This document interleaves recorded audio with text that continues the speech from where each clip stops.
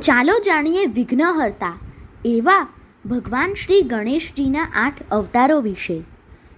અષ્ટવિનાયક. સ્ત્રોત ગીતા પ્રેસ, ગોરખપુર. ચોથો અવતાર છે ગજાનન. ગજાનનઃ સવિઘ્નેયઃ સાંખ્યેભ્યઃ સિદ્ધિદાયકઃ લોભાસુર પ્રહર્તા વૈ આખુગશ્ચ પ્રકીર્તિતઃ. ભગવાન શ્રી ગણેશનો ગજાનન નામે અવતાર સાંખ્ય બ્રહ્મનો ધારક છે. તે સાંખ્ય યોગીઓ માટે સિદ્ધિદાયક માનવો જોઈએ. તેમને લોભાસુરના સંહારક તથા મૂષક વાહન પર સવાર થનારા કહેવાયા છે. એક વેળાએ દેવતાઓના કોષાધ્યક્ષ કુબેર કૈલાસ પહોંચ્યા. ત્યાં તેમણે ભગવાન શિવ પાર્વતીના દર્શન કર્યા.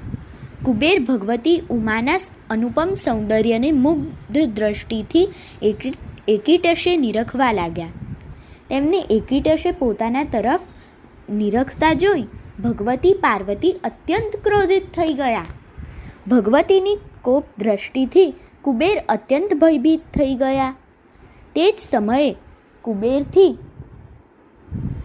લોભાસુર ઉત્પન્ન થયો. તે અત્યંત પ્રતાપી તથા બળવાન હતો.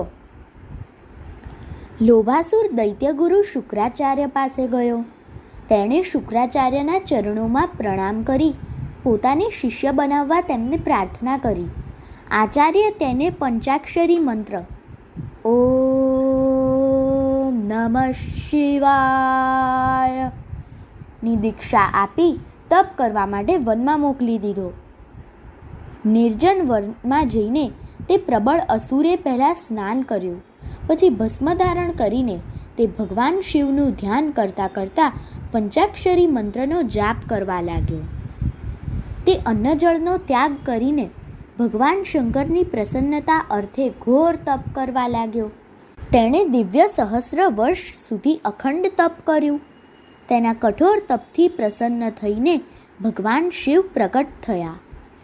લોભાસુર દેવાધિદેવ ભગવાન શિવના ચરણોમાં પ્રણામ કરીને તેમની સ્તુતિ કરવા લાગ્યો.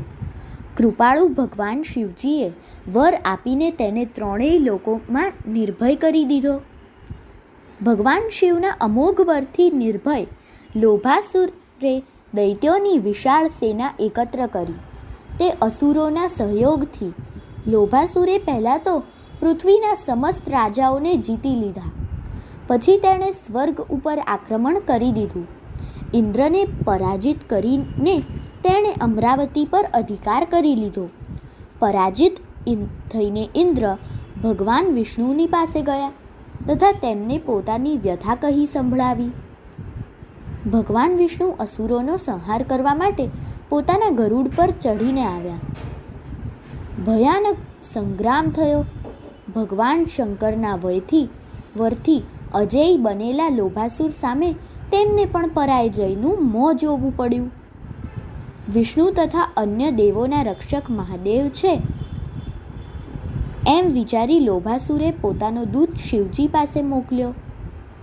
દૂતે કહ્યું, આપ પરમ પરાક્રમી લોભાસુર સાથે યુદ્ધ કરો, કાં તો પરાજય સ્વીકારીને કૈલાસ ખાલી કરો. ભગવાન શંકરે પોતે આપેલા વરદાનનું સ્મરણ કરીને કૈલાસ છોડી દીધું. લોભાસુરના આનંદનો પાર રહ્યો નહીં. તેના રાજ્યમાં સમસ્ત ધર્મકર્મ સમાપ્ત થઈ ગયા. પાપોનો નગ્ન નાચ થવા માંડ્યો. બ્રાહ્મણો અને ઋષિમુનિઓ યાતના સહેવા લાગ્યા. રૈભ્ય મુનિના કહેવાથી દેવોએ ગણેશ ઉપાસના કરી. પ્રસન્ન થઈને ગજાનને લોભાસુરના અત્યાચારથી દેવતાઓને મુક્તિ અપાવવાનું વચન આપ્યું. ગજાનને ભગવાન શિવને લોભાસુર પાસે મોકલ્યા. ત્યાં શિવજીએ લોભાસુરને ચોખ્ખા શબ્દોમાં ગજાનનનો સંદેશો સંભળાવ્યો. તું ગજાનનની શરણે આવીને શાંતિપૂર્ણ જીવન વિતાવ, કાં તો યુદ્ધ માટે તૈયાર થઈ જા. તેના ગુરુ શુક્રાચાર્ય પણ ભગવાન ગજાનનનો મહિમા જણાવીને ગજાનનનું શરણું લેવું કલ્યાણકારી કહ્યું. લોભાસુરે ગણેશ તત્વને સમજી લીધું. પછી તો તે મહાપ્રભુના ચરણોની વંદના કરવા લાગ્યો. શરણાગત વત્સલ ગજાનને તેને ક્ષમા કરી પાતાળે મોકલી દીધો. દેવો અને મુનિ સુખી સુખી થઈને ગજાનનના ગુણગાન કરવા લાગ્યા. અસ્તુ.